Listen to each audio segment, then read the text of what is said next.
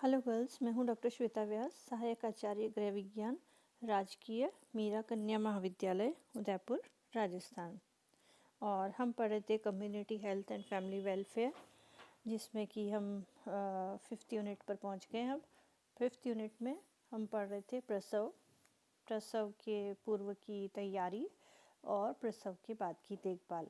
तो हम इससे पूर्व का पढ़ चुके हैं और अब हम आएंगे प्रसव के बाद की देखभाल, जिसका कि ये है लेक्चर 2, केयर ड्यूरिंग परप्यूरियम। इसमें हमने अब तक जो प्रसूता है उसके आहार और रेस्ट करने के ऊपर बात की कि किस तरह से उनके लिए बहुत ही ज़्यादा ज़रूरी है आहार और रेस्ट। और अब हम आते हैं स्तनपान के ऊपर, जो कि बहुत ही इम्पॉर्टेंट प्रोसीजर है इस समय में।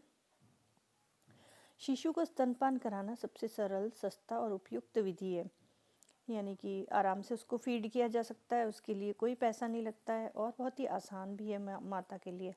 माता का दूध उपयोगी है, रोगोत्पादक, जीवाणुओं से मुक्त है, सदैव तैयार रहता है, स्टेराइल है, किसी भी तरीके से कोई इन्फेक्शन उसके अंदर नहीं आ सकता है। डायरेक्ट मदर टू चाइल्ड जो है ये फीडिंग होती है। और स्तनपान से माता व शिशु में भावनात्मक संतोष भी बना रहता है।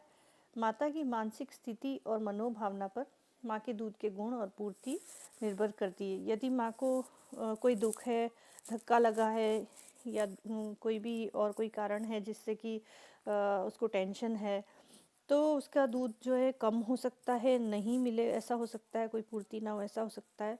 तो इसलिए माता को इस समय प्रसन्न होना चाहिए। यदि माँ प्रसन्न है और बच्चे को दूध पिलाने की इच्छा रखती है तो दूध की पूर्ति जितना बच्चे को चाहिए उतना दूध मिल जाता है, दूध की पूर्ति पर्याप्त होती है और समय के साथ साथ दूध की पूर्ति बढ़ती जाती है।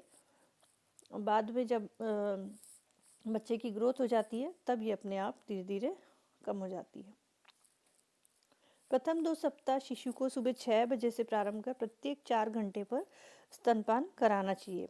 एक्चुअली स्तनपान कराने के 2 मेथड्स होते हैं। एक तो टाइम टेबल वाले, जिसमें कि हर 4 घंटे से दूध पिलाना होता है, और दूसरा होता है कि मांग आपूर्ति के अनुसार, यानी कि बच्चे को जब डिमांड करे तब उस समय में, यानी जब रोने लगे और भूख लगे उसको, तब आप स्तनपान कराएं। तो ये दोनों मेथड्स इस्तेमाल करते हैं और कई बार उसको दोनों को मिला जुला के भी काम में लेते हैं। अगर टाइम टेबल से चलते हैं तो सुबह से चलते हैं और 6 बजे से शुरू करके और हर 4 घंटे में स्तनपान कराते हैं। बल्कि इससे भी पहले तो हर एक घंटे में, फिर 2 घंटे में, इस तरह से आगे बढ़ना चाहिए।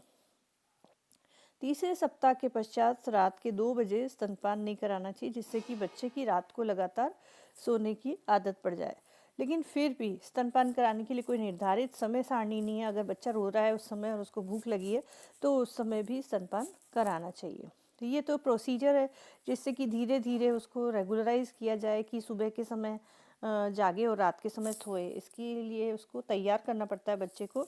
तो इस तरह से फीडिंग कराने पर, मतलब जगा कर के उसको दूध ना पिलाएं, जब वो मांग करे तभी उसको दूध पिलाएं। स्तनपान कराने के समय निम्नलिखित बातों पर खास ध्यान देना चाहिए। नंबर 1, स्तनपान कराने से पहले हल्के गर्म पानी से निप्पल चारों ओर से साफ कर लेना ज़रूरी होता है। इससे संक्रमण होने से रोका जा सकता है। नंबर 2, स्तन और निप्पल को दबा करके बच्चे के मुंह में देना चाहिए। और ऐसा नहीं हो कि खाली निप्पल को पकड़े बच्चा, तो इससे दर्द हो सकता है, इन्फेक्शन हो सकता है।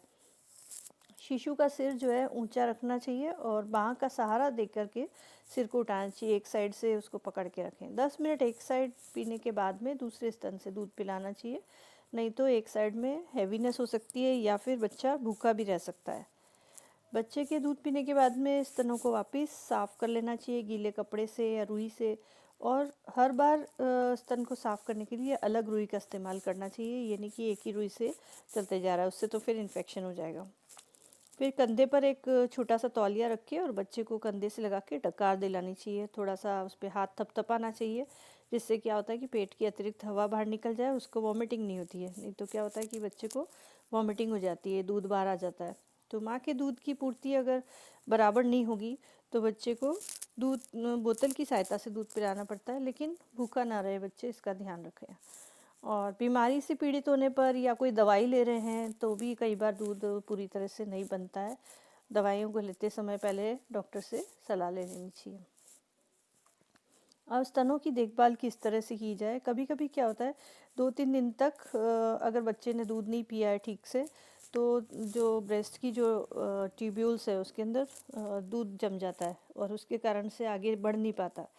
तो उसकी वजह से वहाँ पर अगर साफ़ कर लिया जाए गर्म पानी से, रुई से भिगो करके और साफ़ कर ली जाए निप्पल्स और सारी जगह, तो ठीक हो जाता है और वापस प्रभाव हो जाता है। अगर कई बार क्या होता है कि जो एल्वियोलाई होती है उसके अंदर, जैसे कि अपने लंग्स में एल्वियोलाई होती है, वैसे ही मेमोरी ग्लैंड्स की भी एल्वियोलाई या कुपिका होती है जो बड़ी होकर के फूल जाती है। कई बार शिराएँ भी फूल जाती है, गांठें पड़ जाती है और कठोर हो जाती है और दर्द भी होता है। तो अगर ऐसा कुछ भी है तो निपल शील्ड यूज़ कर सकते हैं, सक्शन पंप यूज़ कर सकते हैं, उसके ऊपर थोड़ी मालिश की जाए, गर्म पानी से साफ़ किया जाए तो उसमें आराम आता है। अगर चुचुक धंसे हुए हैं या फटे हुए हैं या पीड़ा रहती है, तब दूध पिलाने में दिक्कत आ सकती है। तो ऐसे समय में भी निपल शील्ड या सक्शन पंप का यूज़ करना चाहिए, तो समस्या का हल निकल जाता है। अब इस समय में माता को साफ़ सफाई पे विशेष ध्यान रखना चाहिए, पसीना वगैरह नहीं हो और तेल लगे हुए, जैसे भी तेल लगा होता है तो उस तेल अगर लगा हुआ है महिला के ऊपर, सरसों का तेल या ऐसा कोई सा भी तेल, तो बच्चे को हो सकता है अरुचि हो जाए और वो दूध ना पिए। तो इसलिए इस समय में नहाने का और साफ़ सफाई का खास ध्यान रखा जाना चाहिए। जो भी कपड़े, रुई, बर्तन काम में लिए जाते हैं उनको गर्म पानी से या आयरन के द्वारा गर्म करके निष्क्रमित कर लेना चाहिए।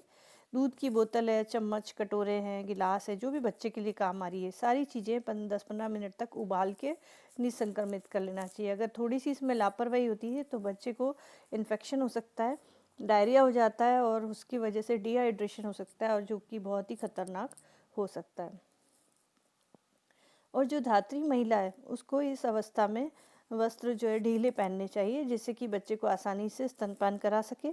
और ऐसे होने चाहिए जिनको कि सहारा देने के लिए तो बनाया जाता है और स्तनपान कराते समय आसानी से खोला जा सकता है, इतने टाइट ना हो कि खोला जा सके।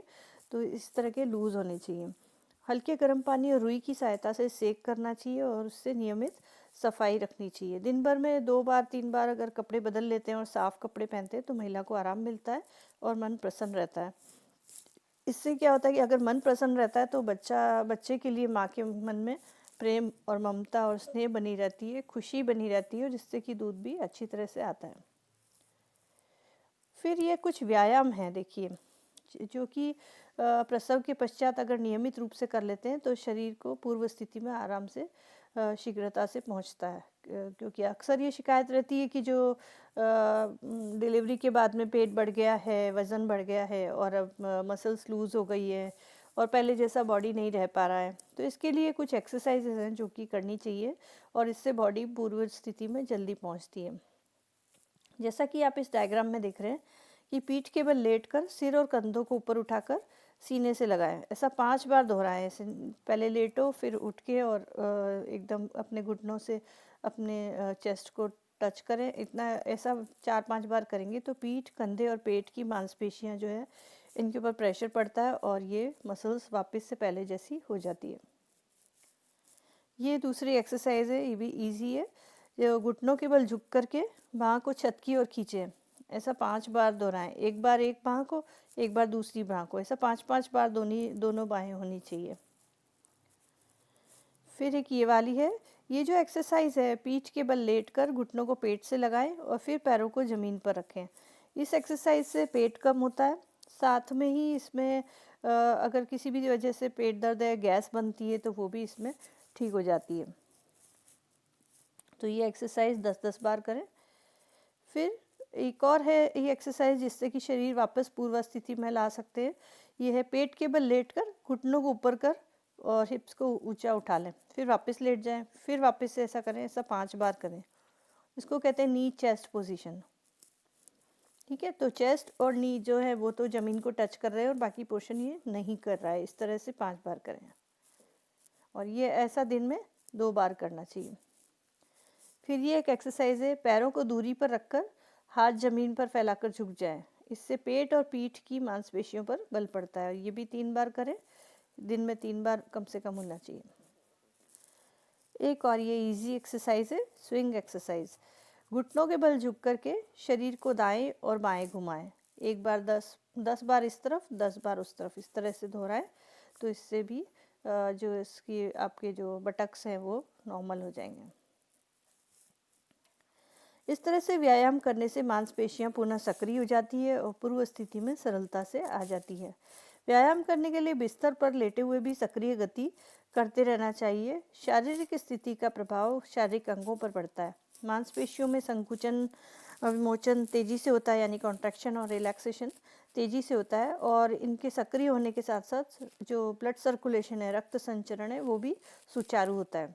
और सांसों का व्यायाम करना चाहिए, प्राणायाम वगैरह, इससे फेफड़े स्वस्थ रहते हैं, छाती की क्षमता में वृद्धि होती है, रक्त शुद्ध होता है, भूख लगती है और पाचन प्रणाली सुदृढ़ होती है, नींद भी अच्छी आती है और चेहरे पर चमक बनी रहती है, एनर्जी आती है बॉडी में।